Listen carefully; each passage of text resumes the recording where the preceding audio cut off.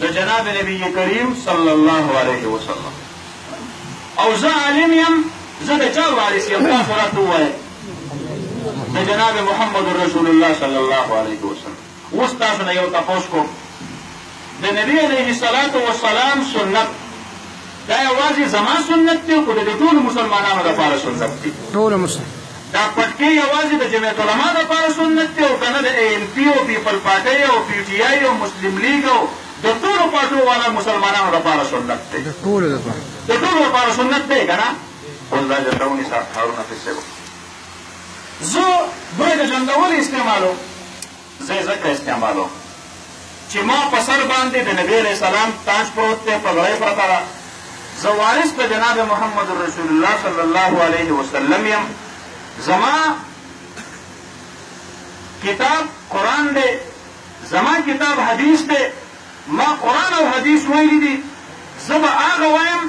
زه به هغه کوم چې ما په قرآن کې لیدلي دي او کوم چې ما په حدیثو کې کتلي دي ما د خپل استاد نه حدیث ویلی دي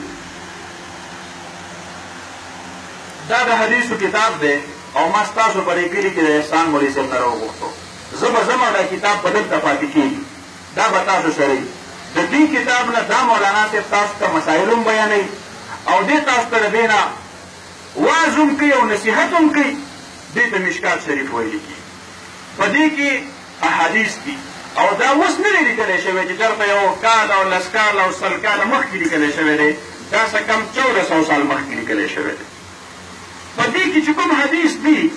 خو هغه د مانځه متعلق دي نو زمونږ او ستاسو د ټولو په هغې باندې ایمان دی داسې دا وکړه نه ده بالکل په هره پاټۍ کې نو ما تاسو ته اول وي چې دا پاټۍ یو ساعت پکې راوړئ مسلمانان یو یا نو چې په هغې د مانځه په احادیثو زما او ستا ایمان دی د روژې په احادیثو زما او ستا ایمان دی د زکات په احادیثو زما او ستا ایمان دی د حج په مسایلو زما او ستا د دې کتاب په احادیثو باندې ایمان دی او د نکاح په مسایلو باندې د دې کتاب زما او ستا د ټول ایمان دی خو هغه په هره پاټۍ کې دی نو په دې کې حدیث درته زه ښیم د جنډې متعلق چې نبي علیه الصلاة والسلام جنډه څنګه وه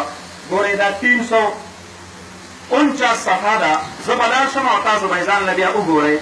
او دا حدیث مبارک دی وعن موسى بن عبيدة مولى محمد بن القاسم قال بعثني محمد بن القاسم إلى البراء بن عازب يسأله عن رأية رسول الله صلى الله عليه وسلم فقال كانت سوداء مربعة من نمرة دا رواه أحمد والترمذي وأبو داود النبي عليه الصلاة والسلام جندا برغوا باغي توري وسپيني فتوي دا ما درته ندي ویلي دا براء بن عازب رضي الله عنه درته ویلي دي چې ستاسو د دې کتاب د مانځه په احادیثو ایمان دی د روژې په احادیثو ایمان دی د زکات په احادیثو ایمان دی په دې یو حدیث باندې ستاسو ایمان شته دی خو نشته شته د چا چا په ایمان دی لاس پورته کوئ زمونږ د ټولو په دې باندې ایمان دی او الله رب العالمین دې مونږ ته په دې باندې ایمان نصیب وفرمایي آمین او په